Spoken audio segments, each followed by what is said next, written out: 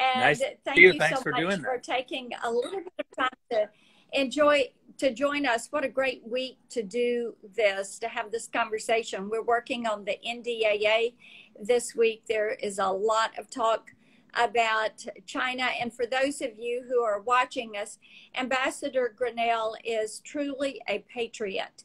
And he has really fought against the corrupt deep state. He has fought tirelessly to represent our nation on the world stage. And we know that this is one of those times where you say, I think we're at a crossroads, because we are fighting to protect our country and our freedoms and fighting against communist China's propaganda.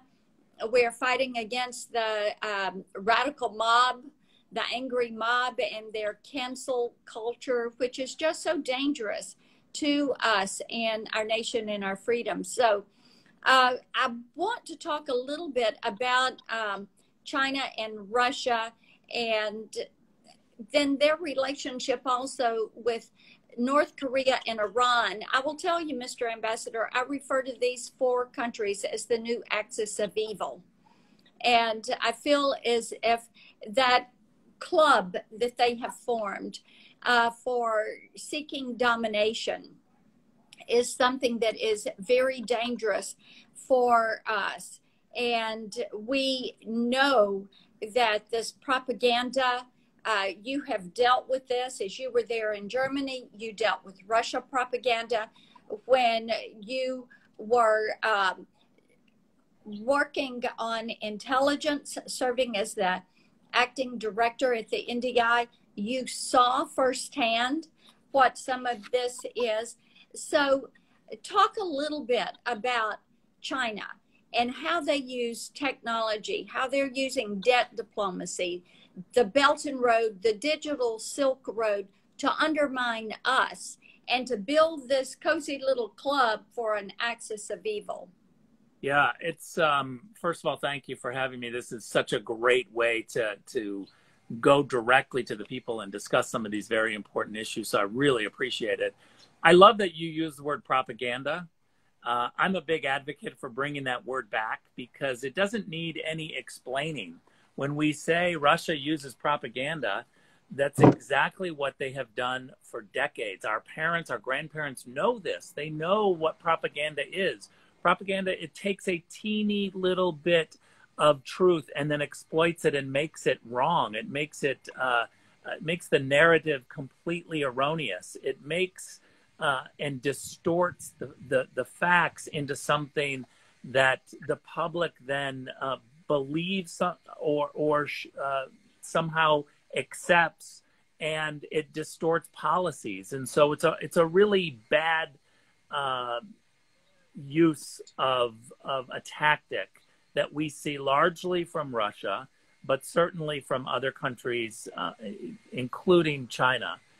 The reason I like to refer back to propaganda is because I think that the mainstream media has tried to take what Russia has always done to us and turn it into something new.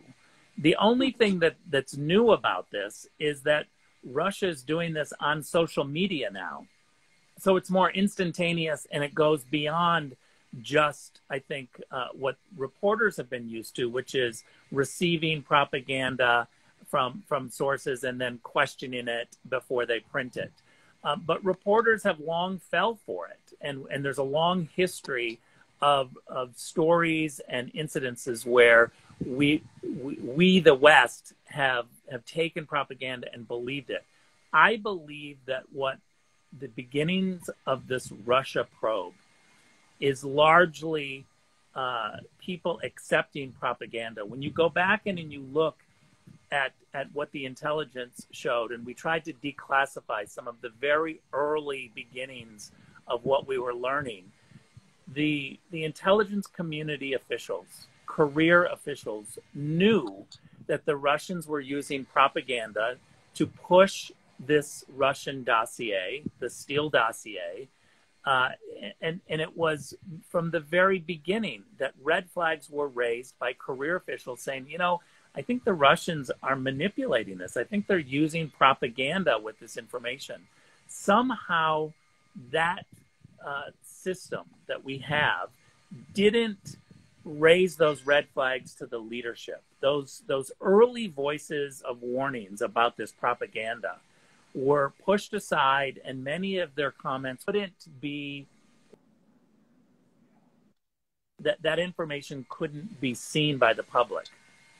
When I went into DNI and I started reading all of the transcripts and the classified footnotes, it made me actually sad that we had a system that worked but yet didn't bubble up. And when I say that it worked, what I mean is we had career officials raising the red flag about this propaganda and saying, this isn't true. We shouldn't be using this. We certainly shouldn't be launching investigations and trying to go into a political campaign and pretend that we're looking for something and we're just on a witch hunt, because I think that the early warnings were ignored.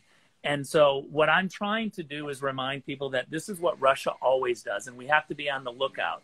They've largely been doing it on social media lately, and yet the media keeps saying, well, they manipulated the election.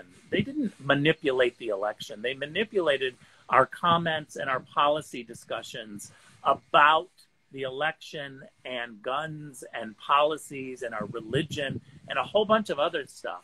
But no one should be surprised that the Russians are pushing propaganda. They always have. If anything, what's concerning to me is when Barack Obama told the Russian president, hey, if you give me a little more time, I'll be able to work with you later, but I got to get through the election. That's manipulating an election. That's when the Russians were pushing, and the president of the United States at that time, Barack Obama, said, hey, let me deal with this after I get through the election. Why don't you back off a little bit while I deal with this during the election? So I think we've got to look at and know what we're dealing with, which is Russian propaganda, very serious propaganda. But people know when we call it Russian propaganda, they're used to it. They know it and they can see it. Now, just quickly on China, I think that's a bigger issue. That's a much more serious issue. Don't forget that the intelligence agencies, all of the intelligence agencies of the United States issued one statement when I was the acting DNI. And that statement said, we know that this coronavirus originated in China. We know that. This is what the intelligence agencies concluded. It's very difficult to get all of our intelligence agencies to agree on something, but they agreed that it originated in China, and they narrowed it down between one of two sites. And so I think it's really important for the public to understand that communist China has very secret ways. And this is the problem that we are now facing in the shutdown of the economy and this pandemic. Yeah. The world has experienced what it's like to have communist China secrecy go beyond the borders of China into our homes. And what I try to say to people is, if you think that that coronavirus is a serious issue for your country, imagine Huawei 5G in your home, because that's what the Chinese are trying to do throughout Europe for some of our great Western allies. And thank God we've got now the British who have seen this and have stepped up to say, you know what, we got to dial this back. We need a Western style alternative to this. We cannot have Huawei coming into our homes, because I think that in a post-COVID world, we've seen exactly what communist China secrecy does.